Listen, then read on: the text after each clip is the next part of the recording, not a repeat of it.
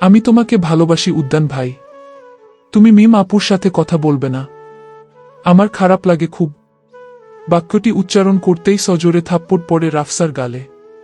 ষোড়শী কন্যা আকস্মিক আঘাতে একপাশে হেলে পড়েছে, রেলিং এর সাথে মাথা বাড়ি খেয়ে কপালে ডান পাশে কেটেছে। নিজের ডান হাত অনায়াসে গালে চলে যায়। কপাল থেকে রক্ত গড়িয়ে পড়ছে। ষোড়শী কন্যা যেন কাঁদতে ভুলে গেছে। কখনো মার না খাওয়া ননির পুতুলটা শক্তপোক্ত হাতের পুরুষলি চট খেয়ে হতভম্ব হয়ে যায়। মাথা তুলে সামনে তাকাতেই চোখে পড়ে শখের পুরুষকে উদ্যান রাউতফ্রাজি। রক্তচক্ষু নিয়ে তাকিয়ে আছে ওর দিকেই। দুফোঁটা জল গড়িয়ে পড়ল গাল বেয়ে। তুমি আমাকে মারলে উদ্যান ভাই? হ্যাঁ মেরেছি। তোর সাহস কি করে হয় আমাকে ভালোবাসার কথা বলার? নাক টিপ দিলে এখনো দুধ বের হয়, সে আবার ভালোবাসি বলে।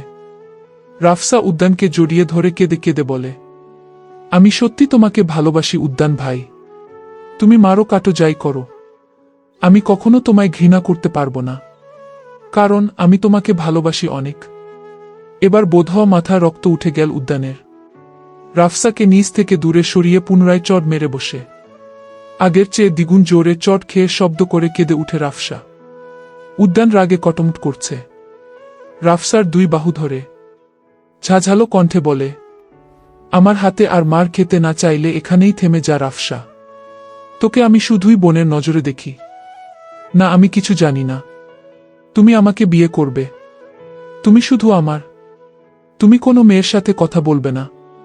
উদ্যান তাচ্ছিলের হাসি দিয়ে বলল, কি বললি? তোকে আমি বিয়ে করব? কি আছে তোর মাঝে বলতো একটু? না আছে রূপ, আর না আছে গুণ। তোর তো গায়ের রং চাপা। উদ্যানের এহেন আচরণে বুক কেঁপে উঠল ষোড়শী কন্যার। তার উদ্যান ভাই তাকে তুচ্ছতাচ্ছিল্য করছে। বুকটা খা খা করছে। কাপা কাপা গলায় অস্পষ্ট স্বরে বলে, তুমি আমাকে এসব নিয়ে খোঁটা দিচ্ছ? উদ্যান পুনরায় কটাক্ষ করে বলল, এসব খোঁটা না, যা সত্যি তাই বললাম। মিমকে দেখেছিস? গায়ের রং কি ফর্সা মাইরি। চুলগুলো তোর চুলের মতো ছোট না। পড়াশোনায় অনেক ভালো। তোর মতো তো আর কোনো রকম 33 পেয়ে পাশ করে না। আর তুই ভাবলি কি করে আমি একজন ডাক্তার হয়ে তোকে জীবনসঙ্গী করব? রাফসা এক মুহূর্তের জন্য থমকে গেল। উদ্যানের কথাগুলো যেন শুধু কানে ঢোকেনি, সেগুলো সরাসরি দিয়ে আছড়ে পড়ছে তার ভেতরে নীরব, সবচেয়ে সংবেদনশীল জায়গায়। যেখানে তার দুর্বলতা ছিল সেখানে আজ উদ্যান আঘাত করল। তার গায়ের রং নিয়ে কটাক্ষ নতুন কিছু নয়। ছোটবেলা থেকেই সমাজ তাকে শিখিয়েছে সৌন্দর্যের একটা নির্দিষ্ট মান আছে, আর সে সেই মাপে পুরোপুরি ফিট করে না। তবুও ষোড়শী কন্যা রাফসা কখনো তা পাত্তা দেয়নি। বাবার আদরের ননির পুতুল সে, ভাইয়ার কলিজা, মায়ের রাজকন্যা। কখনো গায়ের রং নিয়ে না ভাবলেও আজ তার শিরায় শিরায় এ কথাটাই প্রশমিত হচ্ছে। তার ভালোবাসার মানুষ উদ্যান ভাই আজ তাকে গায়ের রং নিয়ে তুচ্ছ-তাচ্ছিল্য করল। অবাকের রেশ কাটিয়ে রাফসা মৃদু হেসে বলে, তুমি আমাকে একটুও ভালোবাসো না উদ্যান ভাই? উদ্যান গম্ভীর গলায় স্পষ্ট করে বলে, না, তুই শুধুই আমার বোন, আর কিছুই নয়। দয়া করে সিন ক্রিয়েট করিস না। দুদিন পর আমার ফ্লাইট। তোর এই আজাইরা কথা শুনে আমি এই দুদিন নষ্ট করতে চাই না। উদ্যানের এহেন কাটকাট ওরে ভেতর চুরমার হয়ে যায় রমণীর। উদ্যানের দিকে অপলক দৃষ্টিতে তাকিয়ে রইল। উদ্যান নিজেও কপালে বিরক্তিকর ভাঁজ ফেলে চেয়ে আছে রমণীর পানে। গুমট পরিবেশটা হঠাৎ করে পাল্টে গেল। ঝংকার কাঁপিয়ে বেজে ওঠে উদ্যানের মুঠোফোন। ফোনের দিকে তাকাতেই উদ্যানের মুখে মৃদু হাসি ফুটে ওঠে। স্পষ্ট দেখেছে রাফসা। হ্যাঁ মিম, বলো। উদ্যানের আচরণে হতবাক দৃষ্টিতে তাকিয়ে আছে রাফসা। এত ভালো আচরণ করে মিমের সাথে? হ্যাঁ, অবশ্যই আমি আসব। তুমি অপেক্ষা কর, আসছি। ওপাশের কথা শুনতে না পারলেও উদ্যানের কথায় বুঝতে পারছে দুজন কোথাও যাবে। উদ্যান কানে ফোন নিয়ে কথা বলতে বলতে রাফসার দিকে এক পলক তাকিয়ে ছাদ থেকে নেমে যায়। উদ্যান চলে যেতেই হাউমাউ করে কেঁদে উঠে রাফসা। বয়ঃসন্ধির পর থেকে উদ্যানের প্রতি এহেন টান অনুভব করে। তার পার্সোনালিটি বরাবরই রাফসাকে মুগ্ধ করে এসেছে। কাঁদতে কাঁদতে হেঁচকি উঠে গেছে রমণীর। বিড়বিড় করে বলে, আমি তোমাকে সত্যি ভালোবাসি উদ্যান ভাই, কিন্তু তুমি আমার মনে আজ যে আঘাত হেনেছ তা আমার 7 জন্মের স্বপ্নেও ভাবতে পারিনি। কিন্তু আজকের পর থেকে তোমার প্রতি সব অনুভূতি আমি বিলীন করে দেব। আমাকে অযোগ্য বলেছ, ঠিক আছে। যদি এই অপমানের যথাযথ শোধ না তুলি, আমার নাম সাদিয়া ফ্রাজি রাফসা নয়।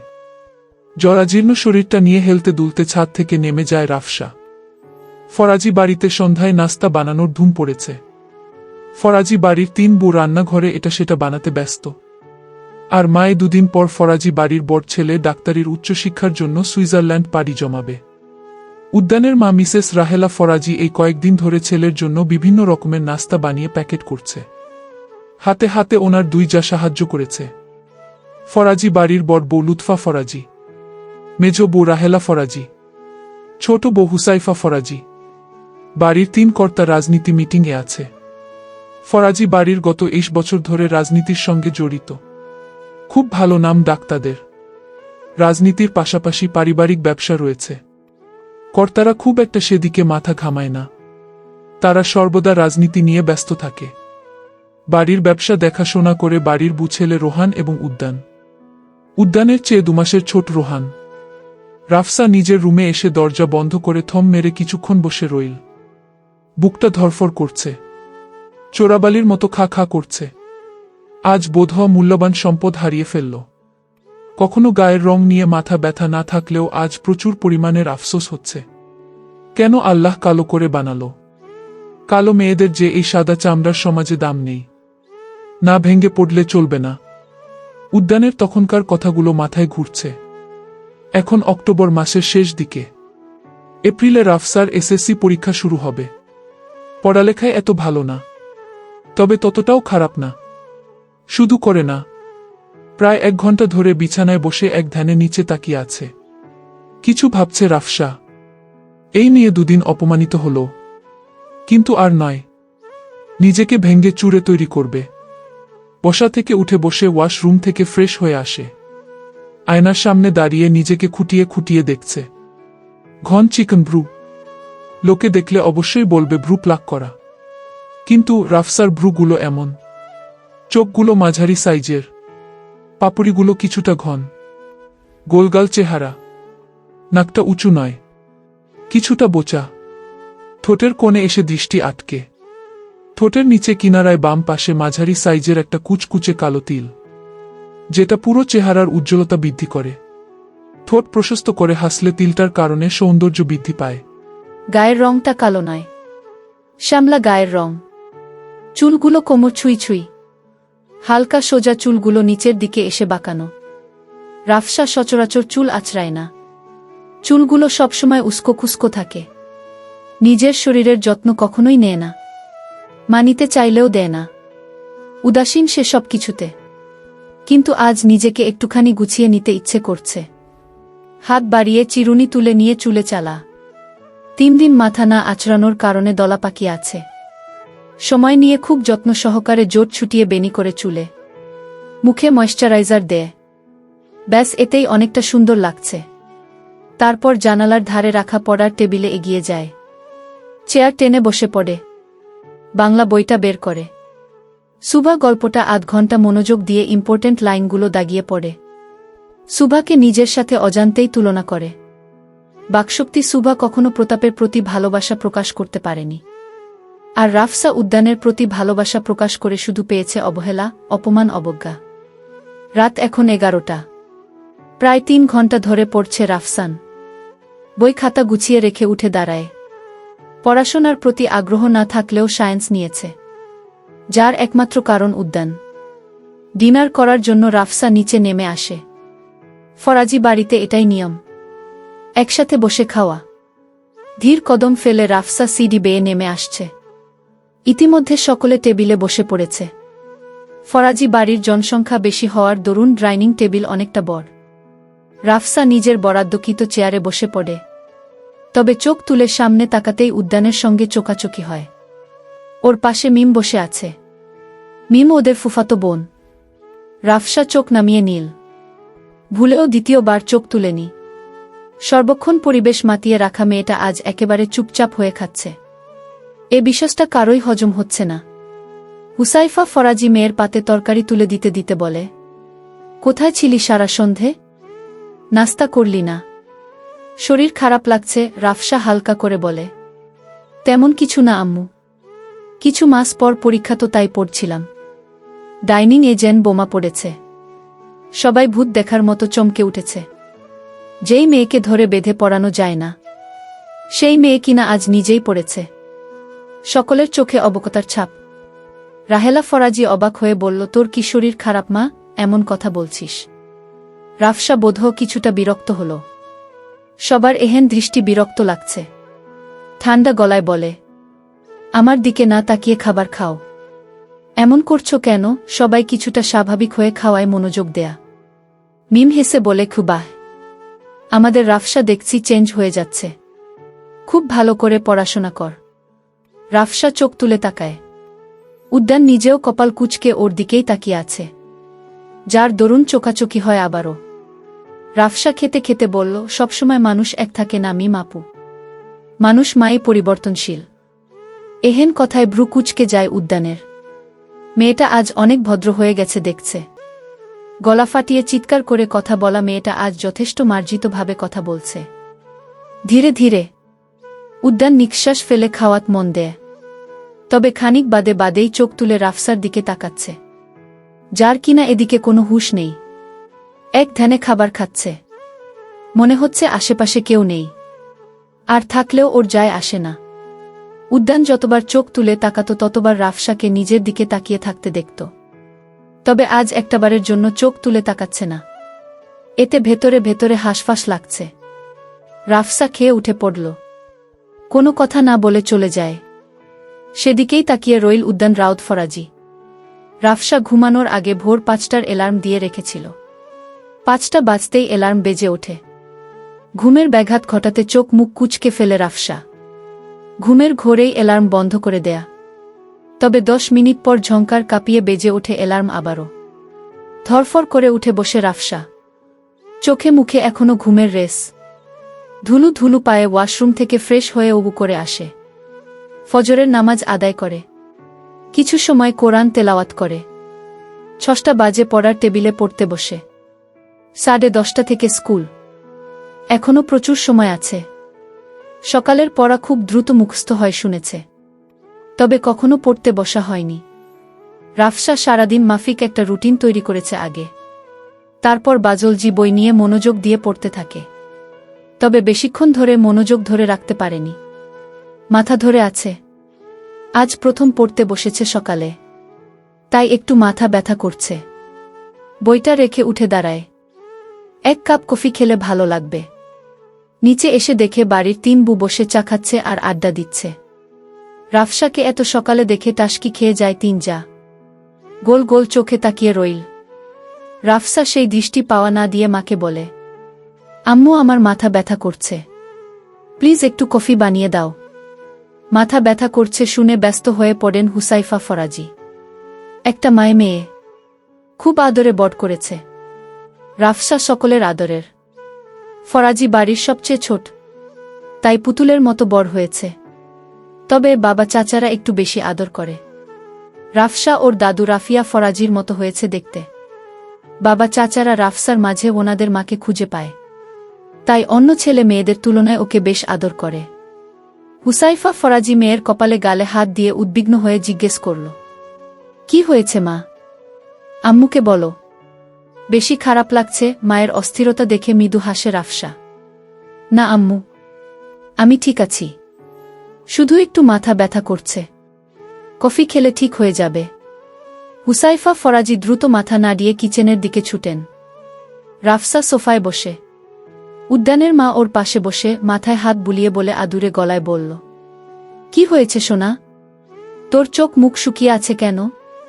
কোনো ব্যাপারে চিন্তায় আছিস? আমাকে বল, কি হয়েছে? ওনার কথায় ব্যথাতুর হাসি ফুটে উঠল রাফসার মুখে। কি করে বলবে তার ছেলে যে রাফসাকে একেবারে ভেঙে দিয়েছে? ভালোবাসা অপরাধ নয়। ভুল মানুষের প্রতি ভালোবাসা জন্ম নেওয়া অপরাধ। রাহেলা ফরাজিকে জড়িয়ে ধরে ভাঙ্গা কণ্ঠে বলল, আমাকে কিছু বলার সাহস কারো আছে নাকি? আমি আমার কাম্মাকে বলে তার হাড়গোড় ভেঙে দিব। তা না হয় বুঝলাম, তবে আমার সোনার গলাটা এমন লাগছে কেন? মাথা ব্যথা করছে বেশি। বিষয়টা এড়িয়ে যাওয়ার জন্য রাফসা মাথা নাড়ল যে তার মাথা ব্যথা করছে বেশি। রাহেলা ফরাজি ওকে ধরে নিজের কোলে শুইয়ে দিল। তারপর মাথা চেপে দিতে লাগল। আস্তে আস্তে চুল টেনে দিচ্ছে। আবেশে চোখ বন্ধ করে ফেল রাফসা। গতকাল কান্নার পরিমাণ বেশি ছিল, তাই মাথা ব্যথার পরিমাণ বেশি। হুসাইফা ফরাজি দ্রুত কফি বানিয়ে নিয়ে আসে। মেয়েকে মেজ জায়ের কোলে মাথা রেখে চোখ বন্ধ করে রাখতে দেখে বুক কেঁপে উঠল। গতকাল থেকে অস্বাভাবিক আচরণ করছে। মা হয়ে এটা বোঝার ক্ষমতা ওনার আছে। কফির কাপ সেন্টার টেবিলে রেখে মৃদু গলায় ডাক দেয়। মায়ের ডাক শুনে চোখজোড়া খুলে রাফসা কাম্মার কোল থেকে মাথা তুলে উঠে বসে। মায়ের চিন্তিত মুখ দেখে সান্ত্বনা দিয়ে বলল, আম্মু কিছু হয়নি আমার, তুমি শুধু শুধু চিন্তা করছো। হুসাইফা ফরাজি মেয়ের মাথায় হাত বুলিয়ে দিতে দিতে বলে, কফিটা খেয়ে ঘুমিয়ে পড়বে। ঠিক আছে, নাস্তা বানানো হলে আম্মু তোমাকে ডেকে দেব। রাফসা মাথা নাড়িয়ে না করে বল, না আম্মু, এখন ঘুমাবো না, 7টার কাছাকাছি হয়ে গেছে। আমি আজ থেকে কোচিংয়ে যাব, 8টায় কোচিং শুরু হবে, সময় নেই বেশি। ওর কথায় তিনজনেই চমকে উঠে। লুৎফা ফরাজি এতক্ষণ চুপচাপ থাকলে এখন মুখ ফুটে বলল, কি হয়েছে রে মা, সকাল সকাল এমন শখ খাওয়াচ্ছিস? তোকে তো ধরে বেঁধে কোচিং এ পাঠানো যায় না, তবে আজ কোচিং করবি, ব্যাপারটা হজম হচ্ছে না। বড় জায়ের কথায় হুসাইফা ফরাজি তাল মিলিয়ে বলল, সত্যি করে বল আম্মু, কোনো সমস্যা হয়েছে তোমার? রাফসা বাহানা দিয়ে বলল, আম্মু অনেক পড়া চুরি করেছি, কালকে রিয়েলাইজ করলাম পড়াশোনা ছাড়া জীবনে কিছু নেই। কেউ মানুষ বলে দামটুকু দেয় না। আমি কিছু করতে চাই আম্মু, নিজেকে নতুন করে তৈরি করতে চাই। তিনজা খুব অবাক হয় এ কথায়। ওকে 1000 বার বোঝানো হয়েছে, কিন্তু নাছোড় বান্দা, বাবার এত টাকা পয়সা থাকতে কষ্ট করে পড়াশোনা করার দরকার কি? কোনো রকম 33 পেয়ে পাশ করলেই চলে। সবাই অতিষ্ঠ হয়ে গিয়েছিল ওকে বোঝাতে, তাই হয়তো স্বাভাবিক অবাক হওয়ার কথাই। তবে মন সায় দিল না হুসাইফা ফরাজির। মেয়ের মিথ্যা তিনি খুব সহজেই ধরে ফেলেছে, কিন্তু মুখ ফুটে কিছু বলেনি আর। রাফসা কফিটা খেয়ে উপরে চলে যায়। একেবারে স্কুলের জন্য রেডি হয়ে নিচে এসেছে রাফসা। ড্রয়িং রুমে এখনো কেউ আসেনি। বাড়ির সবাই ঘুম থেকে উঠে 9টায়, তাই ড্রয়িং রুমে মানুষ নেই। বাড়ির 3 বউ রান্নাঘরে সকালের নাস্তা তৈরি করছে। হুসাইফা ফরাজি মেয়ের জন্য নাস্তা নিয়ে আসে। রাফসা খেতে না চাইলে উনি জোর করে খাইয়ে দেয়। খেয়ে আর দাঁড়ায়নি, কোচিংয়ের জন্য বেরিয়ে পড়ে। ফরাজি বাড়ির নাস্তার টেবিলে সবাইকে দেখা যাচ্ছে। ছোট বড় সকল সদস্য উপস্থিত আছেন। উড্ডানকে সিঁড়ি বেয়ে নিচে নামতে দেখা যায়। ডাইনিং এ এসে চেয়ারে বসতে বসতে টেবিলটা অবলোকন করে। কাঙ্ক্ষিত ব্যক্তিকে দেখতে না পেয়ে ভ্রু কুঁচকে ফেলে, তবে কিছু জিজ্ঞেস করেনি। রাজীব ফরাজি টেবিলে মেয়েকে দেখতে না পেয়ে হতাশ হয়। মেয়েটা খুব ঘুমকাতুরে। ছেলের পানে তাকিয়ে বলল, তোমার বোন এখনো নিচে আসেনি, যাও আমার মেয়েকে ডেকে আনো।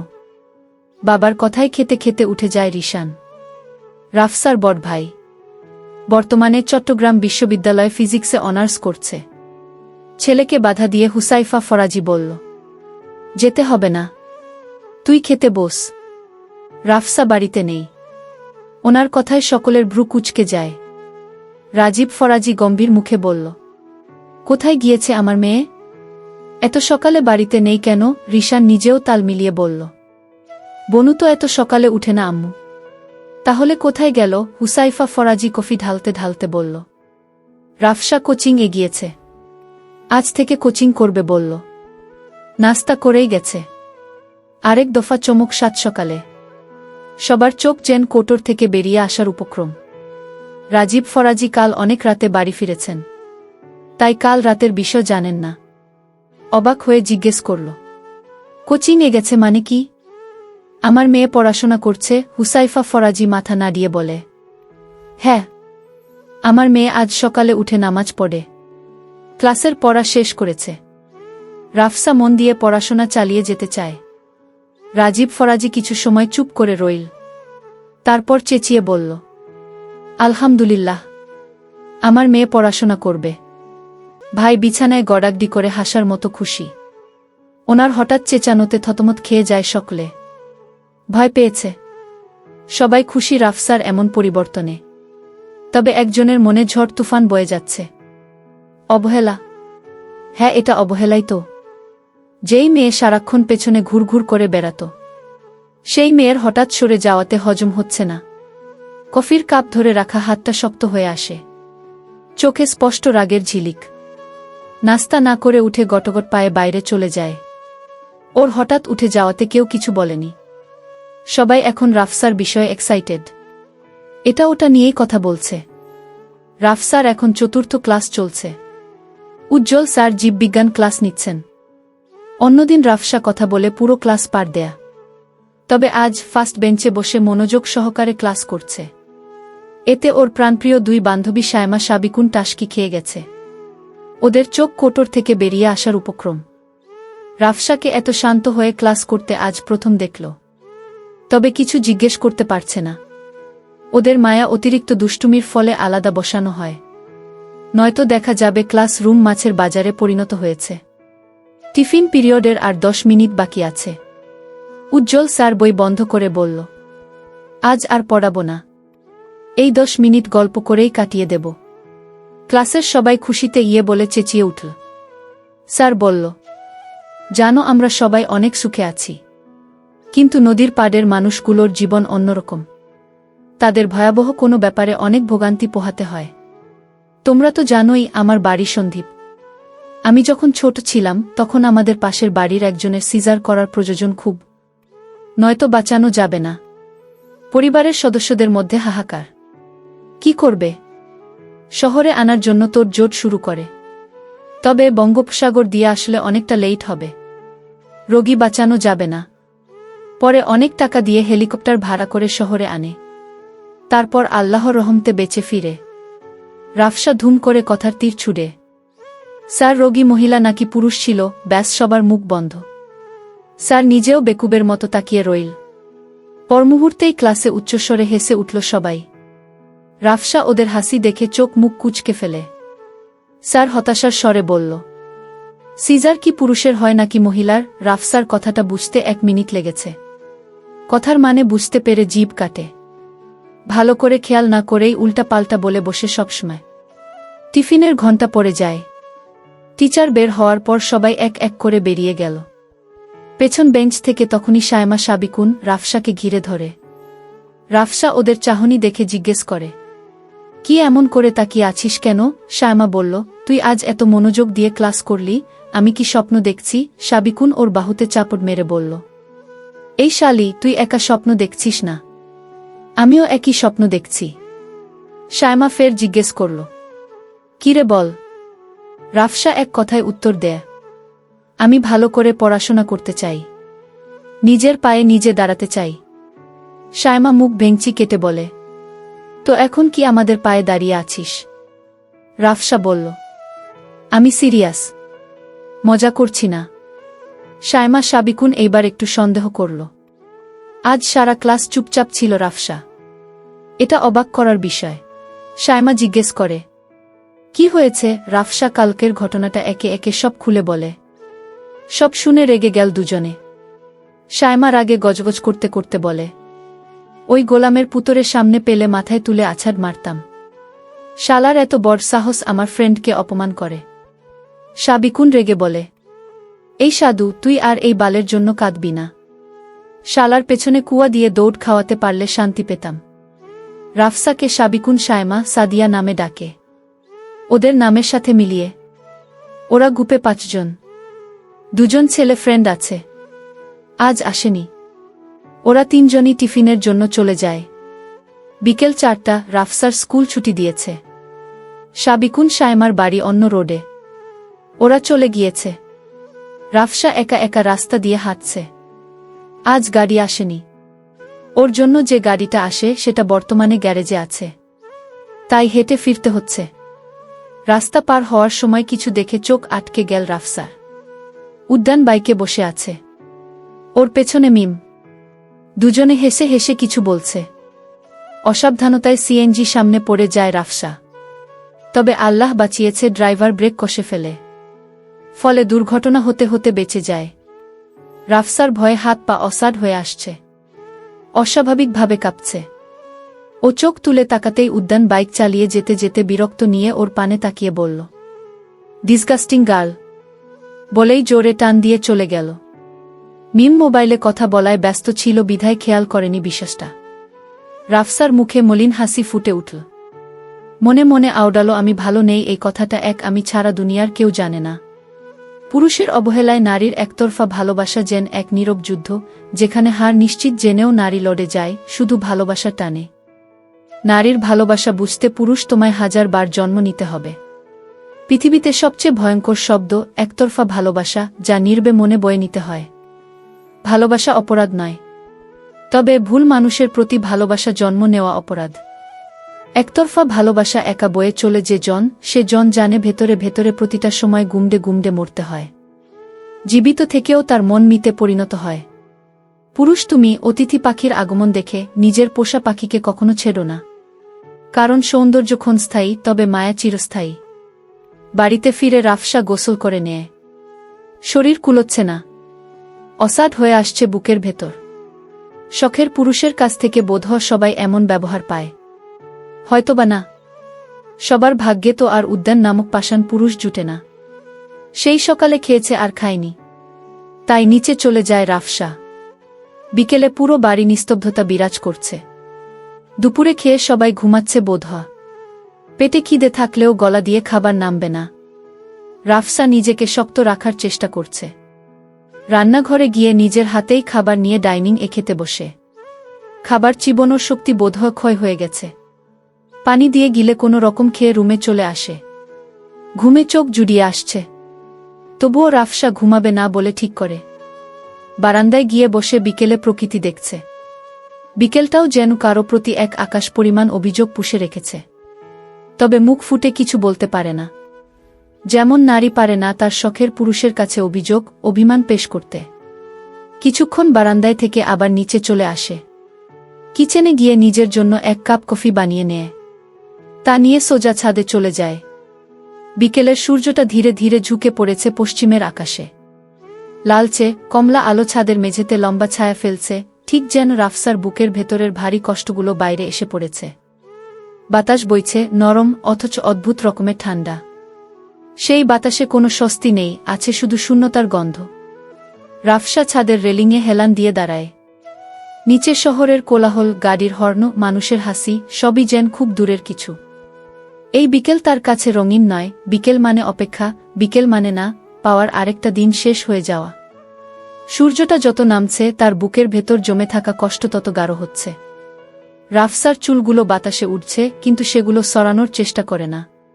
চোখ দুটো শুকনো, তবু ভেতরে ভেতরে কান্না জমে আছে। এমন কান্না যা চোখ দিয়ে নামে না, বুকে পাথরের মতো চেপে বসে থাকে। সে ভাবে, নারীর কষ্ট কি কখনো পুরোটা বলা যায়? অবহেলা, একতরফা ভালোবাসা, না ফেরানো অপেক্ষা, সব মিলিয়ে কষ্টটা যেন প্রতিদিন একটু একটু করে নারীদের ভেতর থেকে শেষ করে দিচ্ছে। বিকেলের আকাশটা আজ অদ্ভুত শান্ত। পাখিরা ডানা মেলে উড়ে যাচ্ছে নিজের গন্তব্যে। শুধু রাফসাই আটকে আছে, একটা ছাদে, একটা বিকেলে, একটা না বলা কষ্টের ভেতর। সে জানে এই সূর্য অস্ত যাবে, রাত নামবে। কিন্তু তার বুকের ভেতরের সূর্যটা কবে অস্ত যাবে সে উত্তর হয়তো কেউ দিতে পারবে না। ছাদের এই বিকেল তার কাছে শুধুই সময় নয়, এটা নারীর নীরব একতরফা ভালোবাসার সাক্ষী। যে ভালোবাসা কথা বলে না, নিঃশ্বাসে নিঃশ্বাসে বাঁচে। রাফসার ধ্যান ভাঙ্গে বাইকের আওয়াজে। রেলিংয়ে দাঁড়িয়ে নিচে তাকাতেই চোখে পড়ে তার না হওয়া শখের পুরুষকে। তবে সে একলা নয়, তার না হওয়া শখের পুরুষের সাথেই তার শখের নারী দাঁড়িয়ে আছে। দুজনে হেসে হেসে কথা বলছে। উদ্যানের হাতে অনেকগুলো শপিং ব্যাগ। মিম নিতে চাইলে দিচ্ছে না, জোর করে নিজের কাছে রাখছে। দুজনে হাসতে হাসতে বাড়িতে প্রবেশ করে। কষ্ট পাবে না বললে কি হয়? নারী সব ক্ষমতার অধিকারী। ভাবতেও অবাক লাগে, যাকে মন প্রাণ উৎসর্গ করে নারীরা ভালোবাসে সেই পুরুষের ও শখের নারী থাকে। তাই হয়তো নারীর ধৈর্য শক্তি অনেক, তবে ভেতরে, বাইরে শক্ত খোলস থাকলেও যে ভেতরটা চুডমাড হয়ে যায়, সেই কষ্ট নারী কাকে দেখাবে? রাফসা তাচ্ছিলের হেসে এড়িয়ে যায়। লালচে রঙের গোধূলি আকাশের পানে চেয়ে মৃদু হেসে আওয়ায়। আমার মতো রাফসা নামক হাজারো নারী হেরে যায় উদ্যান নামক পুরুষের কাছে।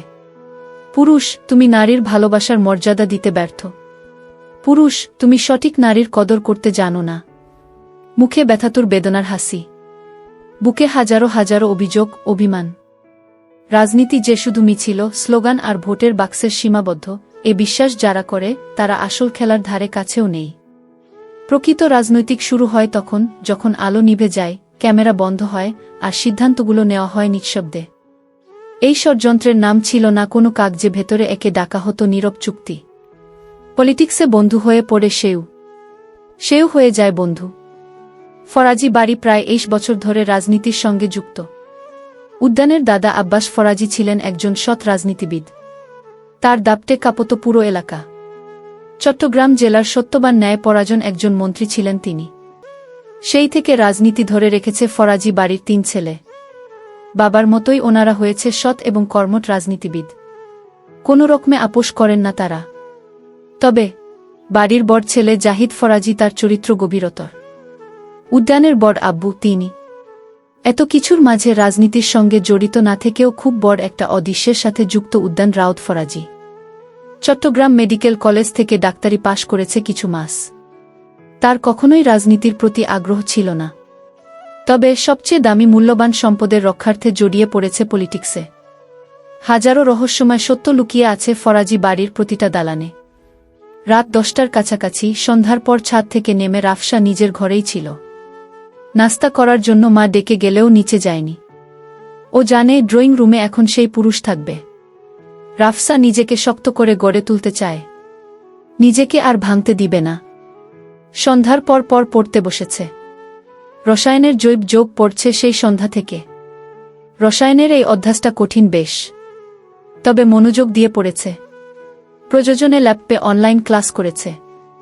এতটা সময় পড়ে ক্লান্ত হয়ে গেছে। বাংলা বইটা হাতে নিতেই ফোনটা বেজে উঠল। রাফসা ফোন পেয়েছে আরও ২ বছর আগেই। পরিবার থেকে দিতে না চাইলেও কান্নাকাটি করে নিয়েছে। রাফসা ফোন হাতে নিয়ে দেখে হোয়াটসঅ্যাপে গ্রুপ কল এসেছে। ফোন রিসিভ করতেই স্ক্রিনে ভেসে উঠে পঞ্চপাণ্ডবের দল। শায়মা, সাবিকুন, আশরাফুল, সাতারুল। ওদের বন্ধুত্বটা সেই জোড়ালো। এই পঞ্চপাণ্ডবের দল যেখানেই যাবে সেখানেই গণ্ডগোল পাকিয়ে আসে। আশরাফুল চেঁচিয়ে বলল, কিরে অবিবাহিত নারীরা, কি খবর তোদের? ওর কথায় সবাই হাসে। সাতারুল বলে, মামা, আমি তো ভালো নেই, আমার সব শেষ রেহ ভাগিনা। ওর কথায় সাবিকুন পিঞ্চ মেরে বলে, তুই শেষ হলে এখানে কি করস? সাতারুল হায় হুতাশ করে বলে, আরে আমি মনে হয় মরে যাব। মারিয়া আমার সাথে বেইমানি করছে। ওই শালি আরেক পোলার লগে ভাইগা গেছে। আমি আর বাঁচব না রে। ওর কথায় সবাই হেসে গড়াগড়ি খাচ্ছে। সবাই আগেই বলেছিল মেয়েটা ভালো না, তবে শুনেনি। ওই মেয়ের সাথে ইটিস পিটিস করেছে, হাজার হাজার টাকা খাইয়েছে। রাফসা ব্যঙ্গ করে বলে, মারিয়া সাতারুলরে গেল ছাড়িয়া। গুপে আরেক দফা হাসির রোল পড়ে। আশরাফুল হাসতে হাসতে বলে, মামা তুই মইরা যা, অনেক দিন হয় চল্লিশা খাই না। তুই মরলে চল্লিশা খাব। তোর মায়েরে বলিস আমাদের জেন লেগ পিস দেয়া। চিন্তা করিস না, তোর জন্য দোয়া করব। শায়মা বলল, আরে হেসব বাদ দে, আগে বল তুই টিনের ঘরে কি করস? তুই মানুষটা তো সুবিধা না। কি করছিস টিনের ঘরে? সাতারুল তালে তাল মিলিয়ে বলল, মামা কি আকাম কুকাম করতে গেছিস তুই আমাকে ছাড়া? সত্যি করে বল। আশরাফুল গালে তবা কেটে বলেন, আমার বন্ধু বান্ধব সব নষ্ট নষ্ট নষ্ট, পুরাই নষ্ট। আল্লাহ তোদেরকে হেদায়েত দান করুক, বুঝার তৌফিক দান করুক, আমিন। ওর সাথে সবাই চেপে একসাথে আমিন বলে। এমন সময় দরজার ঠেলে ভেতরে প্রবেশ করে উদ্যানের বোন উষা। এবার ইন্টার ২য় বর্ষের ছাত্রী। রাফসার সাথে খুব সখ্যতা। আপন মায়ের পেটের বোনের মতো থাকে সব সময়। সব কাজিনদের মধ্যে রাফসা এবং হুষা বেশি ফ্রি। দেখলে যে কেউ বলবে সমবয়সী। তবে রাফসার চেয়ে হিসা বয়সে ২.৫-৩ বড়। উষাকে দেখে ফোন কেটে দেয়।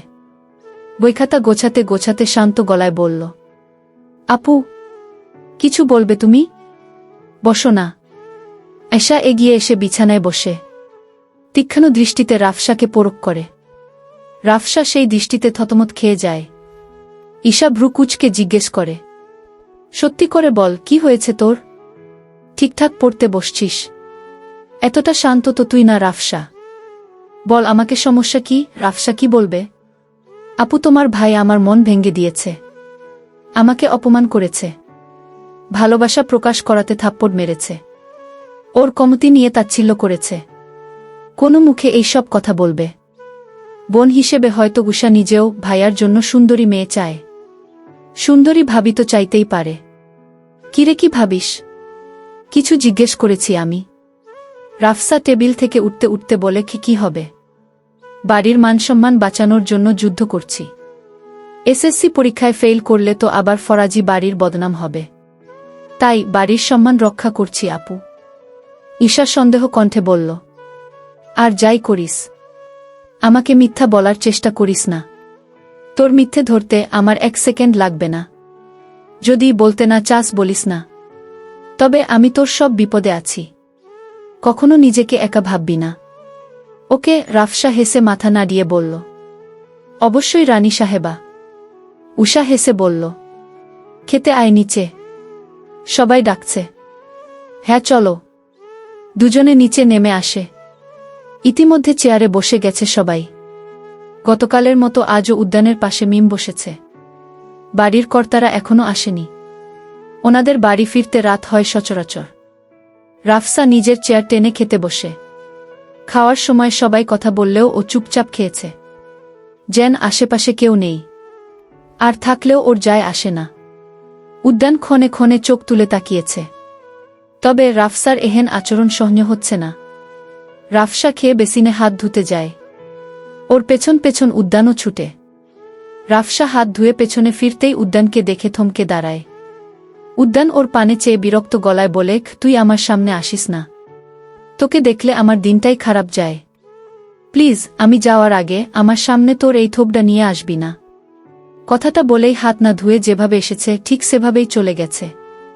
রাফসা থমকে দাঁড়িয়ে রইল, যেন আশেপাশের সব থেমে গিয়েছে। বাতাসের সাথে বেজে উঠল। কি করে বলবো তোমায় আসলে মন কি যে চায়? কেন সে পালিয়ে বেড়ায় তোমার থেকে? কি করে বলবো তোমায় কেন এই মন হাত বাড়ায়, আবারও হারিয়ে সে যায় তোমার থেকে? তুমি জানতে পারোনি কত গল্প পুড়ে যায়। তুমি চিনতে পারোনি আমাকে। হায়, গানের লাইনগুলো কলিজায় লাগে।